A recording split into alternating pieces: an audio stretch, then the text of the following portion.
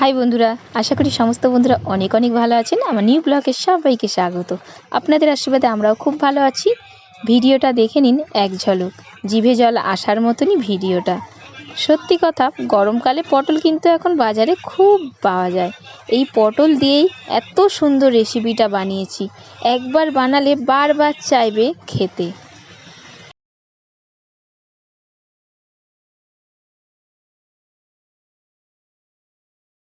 পটলের খোসা ছাড়ানো হয়ে গেল। একটা সাইড পটলের বেশি করে কাটবো, আর এক সাইড ছোট্ট করে কাটবো সামান্য। এরপর একটা চামচ নিয়েছি, চামচের পেছন দিক দিয়ে পটলের ভেতরের অংশগুলো বার করে নেব। বড়মশাইয়ের থাইরয়েড আছে, পটলের দানা চলে না, তাই বলে পটল আর খাবো না বলুন? তাই পটলের দানাগুলো বের করে ফেলে দিলাম। শুনেছি দানা জাতীয় জিনিস নাকি থাইরয়েডে খেতে নেই, তাই ভয়ে ভয়ে পটল খাওয়াই হচ্ছিল না। শেষমেশ এই পদ্ধতিতে আমি রান্না করে ফেললাম। সমস্ত পটলগুলো আমি এভাবেই দানা বের করে নিলাম। আস্তে আস্তে ঘোরালেই কিন্তু ভেতরে সমস্ত দানা বেরিয়ে আসবে। দেখতেই পাচ্ছেন, খুব ইজিলি বেরিয়ে আসে। দয়া করে ভিডিওটা স্কিপ করবেন না, প্রত্যেকেরই ভালো লাগবে।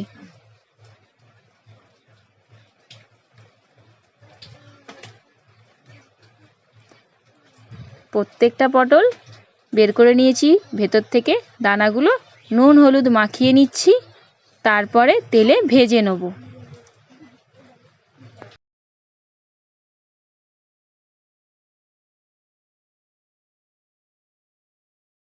পটলগুলো ভাজার জন্য আমি এখানে সর্ষের তেল কড়াই দিয়েছি। তেলের পরিমাণটা একটু বেশি, তাহলে পটলগুলো ভালো করে ভাজা হবে। যেহেতু পটলগুলো গোটা গোটা আছে, পটলের যে অংশগুলো বেশি করে কেটেছিলাম সেগুলোও ভেজে নেব।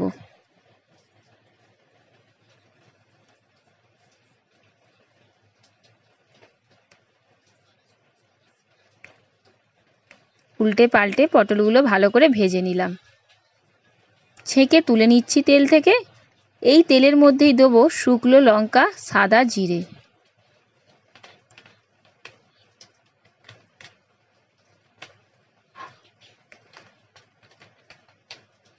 নিয়েছি এখানে ছোলার ডাল সিদ্ধ, আলু সিদ্ধ আর টমেটম কোচানো।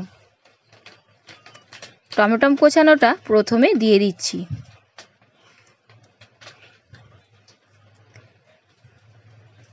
তারপরেই নুন, পরিমাণ মতন হলুদ, কাঁচা লঙ্কা কোচানো সব দিয়ে দিলাম। ছোলার ডালটা পুর তৈরি হয়ে গেল। নামানোর আগে গরম মশলা দিয়ে দিলাম। একটা পুর তৈরি করলাম। যেহেতু পটলের দানাতে বের করে নিয়েছি, আর মশলা হিসাবে দিচ্ছি আদা, কাঁচা লঙ্কা আর কুমড়ো দানা। কুমড়ো দানা কিন্তু আমরা প্রত্যেকেই বাজার থেকে কুমড়ো কিনে আনলে বেরোয়, আমি কিন্তু ফেলি না। প্রত্যেকেই ফেলে দেন হয়তো, কিন্তু ফেলবেন না। কুমড়ো দানা অনেক একটা দামি কিন্তু জিনিস। সবজির সাথে মশলা হিসাবে ব্যবহার করলে খুব ভালো কিন্তু টেস্ট হয়, আর কুমড়ো দানা শরীরের জন্য ভীষণ উপকার। তবে একটু ধৈর্য ধরে ছাড়াতে হবে। আমি এখানে কুমড়ো দানা নিয়েছি, আপনারা চাইলে মগজ দানাও ইউজ করতে পারেন। আজকের রেসিপিটা পুরোপুরি নিরামিষ।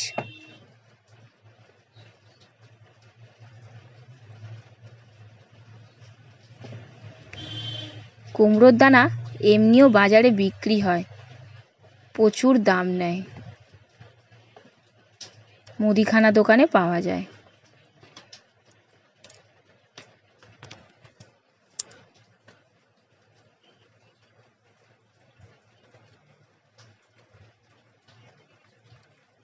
পটলগুলো এদিকে ঠান্ডা হয়ে গেছে।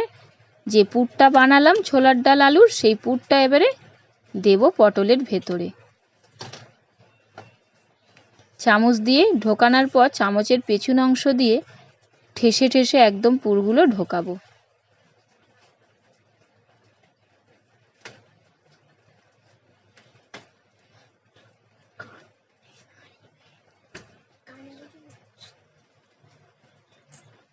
প্রত্যেকটা পটল আমি এভাবেই পুর দিয়ে তৈরি করে নেব।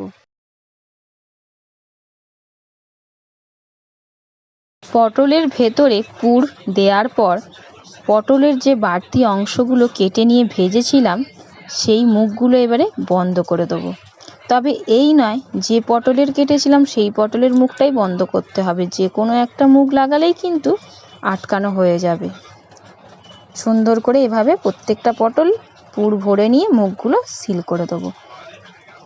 বারবার বলছি, সেই পটলেরই কিন্তু অংশ ঢাকা দিতে হবে মুখে, সেরম কোনো ব্যাপার নেই।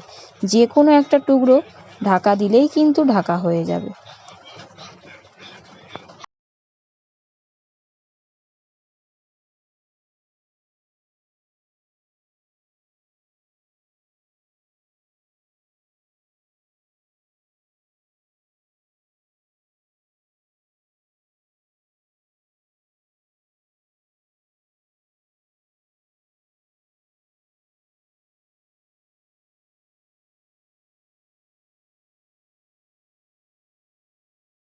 কড়াই দিয়েছি সর্ষের তেল, এবারে দিয়ে দিচ্ছি ফোড়ন হিসাবে সাদা জিরে, শুকনো লঙ্কা, দালচিনি।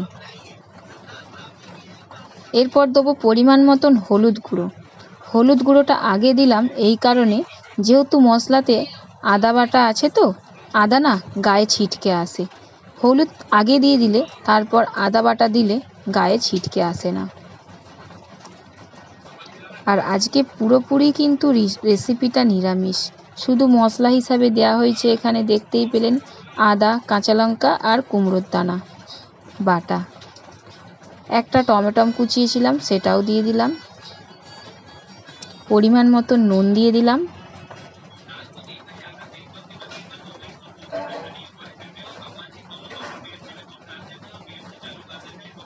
দিয়ে দিচ্ছি কাশ্মীরি লঙ্কার গুঁড়ো 1 চামচ।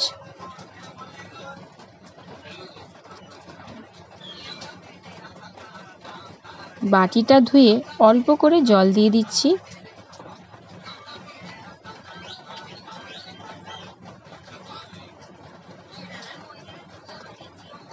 মশলা কিন্তু তৈরি, দেখুন তেল ছেড়ে দিয়েছে।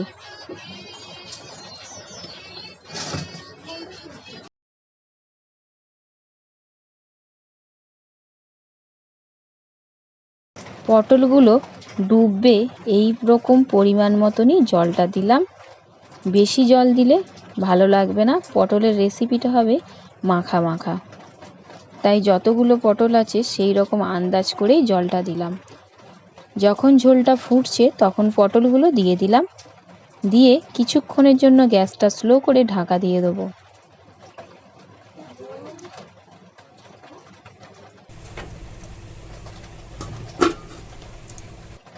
এইদিকে একটা পেনি বসিয়েছি, কেস্তরি মেথি মানে কেস্তরি পাতা আর কি, শুকনো কড়াতেই ভেজে নেব।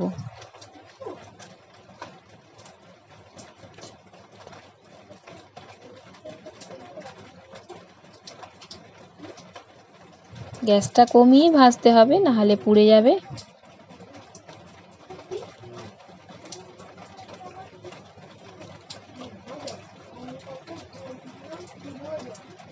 ওপরে দিয়ে দিলাম 1 চামচ গরম মশলা গুঁড়ো। কত সুন্দর কালার হয়েছে বলুন, অসাধারণ।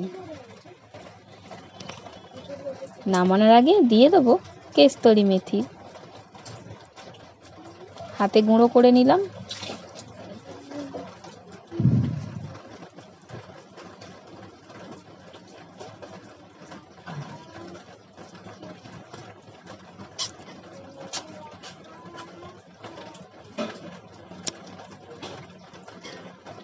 দু মিনিটের জন্য ঢাকা দিয়ে দেবো,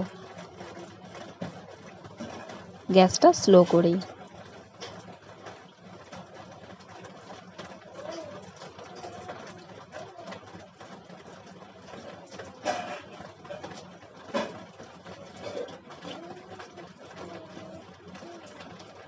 প্লেটে নামিয়ে নিয়েছি। অসাধারণ হয়েছে। রেসিপিটা ভালো লেগে থাকলে অবশ্যই লাইক দেবেন।